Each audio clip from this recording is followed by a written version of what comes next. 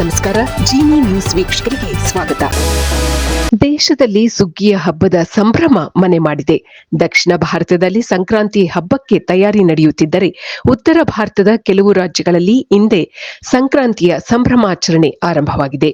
ಕರ್ನಾಟಕದಲ್ಲಿ ವರ್ಷದ ಮೊದಲ ಹಬ್ಬ ಮಕರ ಸಂಕ್ರಾಂತಿಯನ್ನು ಬರಮಾಡಿಕೊಳ್ಳಲು ಸಿದ್ಧತೆಗಳು ಪೂರ್ಣಗೊಳ್ಳುತ್ತಿದೆ. ಬೆಂಗಳೂರಿನ ಗಾಂಧಿ ಬಜಾರ್, ಕೆಆರ್ ಮಾರುಕಟ್ಟೆ ಹಾಗೂ ಮಲ್ಲೇಶ್ವರಂಗಳಲ್ಲಿ ಸಾಂಪ್ರದಾಯಿಕ ಎಳ್ಳು ಬೆಲ್ಲ ಹಾಗೂ ಸಕ್ಕರೆ ಅಚ್ಚು ಹಾಗೂ ಕಬ್ಬಿನ ಮಾರಾಟ ಜೋರಾಗಿದೆ. ಮಳೆಯ ಕಾರಣದಿಂದಾಗಿ ಈ ಬಾರಿ ಕಬ್ಬಿನ ಇಳುವರಿ ಕಡಿಮೆಯಾಗಿದ್ದು, ಮಾರುಕಟ್ಟೆಯಲ್ಲಿ ಕಬ್ಬಿನ ಬೆಲೆ ಕಳೆದ ವರ್ಷಕ್ಕಿಂತ ಹೆಚ್ಚಾಗಿದೆ. ಆದರೂ ಹಬ್ಬದ ಉತ್ಸಾಹದಲ್ಲಿ ಜನ ಖರೀದಿ ನಡೆಸುತ್ತಿದ್ದಾರೆ. ಉತ್ತರ ಕರ್ನಾಟಕದ ಭಾಗಗಳಲ್ಲಿ ಸಂಕ್ರಾಂತಿ ಅಂಗವಾಗಿ ಗಾಳಿಪಟ ಹಾರಿಸುವ ಸ್ಪರ್ಧೆಗಳಿಗೆ ಸಿದ್ಧತೆಗಳು ನಡೆಯುತ್ತಿದೆ.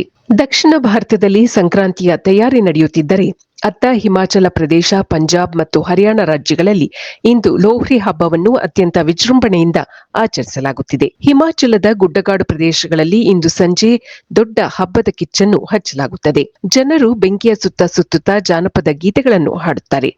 ಸುಟ್ಟಿರುವಂತಹ ಕಡಲೆಕಾಯಿಯನ್ನು ಬೆಂಕಿಗೆ ಅರ್ಪಿಸಿ ಸಮೃದ್ಧಿಗಾಗಿ ಪ್ರಾರ್ಥಿಸಲಾಗುತ್ತದೆ. ಹಿಮಾಚಲದಲ್ಲಿ ಸಂಕ್ರಾಂತಿಯನ್ನು ಮಾಗಿ ಸಾಜಿ ಎಂದು ಕರೆಯಲಾಗುತ್ತದೆ. ಲೋಹ್ರಿಯ ಮರುದಿನ ಅಂದರೆ ನಾಳೆ ಪವಿತ್ರ ನದಿಗಳಲ್ಲಿ ಸ್ನಾನ ಮಾಡಿ ಜನರು ಹಬ್ಬವನ್ನು ಆಚರಿಸುತ್ತಾರೆ.